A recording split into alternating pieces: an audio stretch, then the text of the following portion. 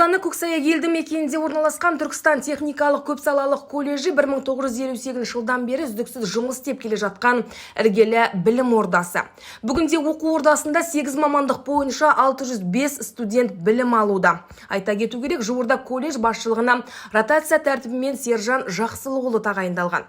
Сақ ақпарат ұжымы оқу орнында болып, жаңа басшының тың бастамалары мен жаңашыл көзқарастарын бірден аңғарды. Тәжірибелі директор колледж ішінде бірқатар кабинеттерді жаңартып, білім алушыларға қолайлы орта қалыптастыруға басымдық беріп отыр. Бұл колледждің өзі бағыты сол фермерлік, техникалық, кәсіптік білімдер бойынша жұмыс жасалып отыр. Қазіргі таңда 8 мамандық бойынша жұмыс жасаймыз.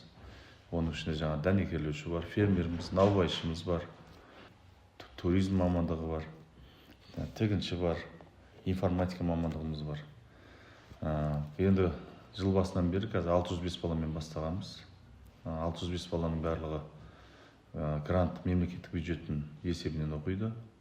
Колледждің енді өздеріңіз жаңа айтып өткендей, 58 жылдан бері қарап енді қаншама жаңа жөндеу жұмыстары өтіп жатыр. Осыдан біраз жыл бұрын жаңа 1-2 корпустарымыз жаңағы сыртқы келбеттерін жөндеу жұмыстары жүргізілді. Енді қазіргі таңда енді былтыр жұмысшы мамандық жылы аясында, енді биылда біз жоспарлап отырмыз. Осы біз жас маман жобасының арқасында жаңа агротехникалық машиналарын алып отырмыз. Жаңа қазір енді базаны түсіргенде көресіздер, сыртта тұр техникаларымыздың барлығы. Соларға өзі колледждің өз жері бар. Сол жеріне бір автогараж соғып қалып отырмыз, Құдай қаласа. Оған қазіргі таңда сметалық құжаттары дайындалып, басқарма басшысының атына хат жолданып, оған қаражат сұрап отырмыз. Құдай қаласа бөлінсе, осындай жаңа автогаражымыз соққы қалып отырмыз.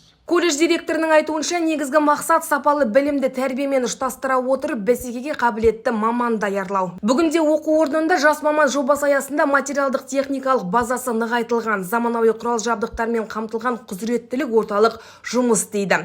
Бұл студенттердің тәжірибелік дағдыларын жетілдіруге үлкен мүмкіндік береді.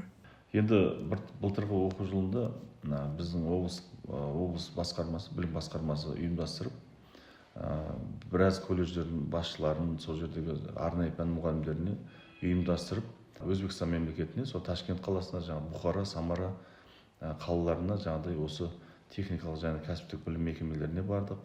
Одан бөлек сол жердегі Кореямен бірге жаңағыдай үйлестіріліп ашылған университет бар екен. Сол жаққа барып, сол Өзбекстан мемлекетіндегі жаңағы бір колледжбен, бір университетпен меморандумымыз бар. Ол жақпен өзіміздің мамандықтарымызға сәйкес. Солармен қазіргі таңда өзіміздің мұғалімдерімізбен бірге стажировкаға жаңағыдай тәжірибе алмасып жұмыс жасап жатқан жағдай бар.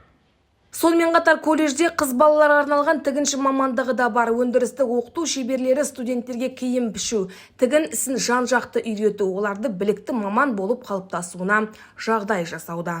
Тігінші мамандығымызда өте керемет жаңағыдай аудан деңгейінде, облыс деңгейінде мысалға өзіміздің киім үлгілерімізді тігіп, оны көрсетуге мүмкіндігіміз бар. Ал енді мұғалімдеріміз мынау басқарма тарапынан, республика тарапынан, өңірлердің арасында болып жатқан республикалық, облыстық деңгейдегі семинарларда, конференцияларда жүлделі орындарды алып келе жатырмыз. Сонымен қоса мынау ауыл шаруашылық мамандығы бойынша біздің Кемеш Бауыржан деген шеберіміз былтыр Қызылордаға барып қатысып, бірінші орын алып келген мұғалімдерімізден. Алдағы уақытта колледждің өндірістік базасын одан әрі жаңартып, мамандықтарға қажетті заманауи құрылғылармен толықтыру жоспарлануда. Тамыры терең оқу орны бүгінгі күні заман талабына сай жаңарып, өңірдің білікті мамандарын даярлауда өз үлесін қосып келеді. Ұлдархан Уәлиханқызы, Есболат Тұрмаханов, Сақ ақпараты.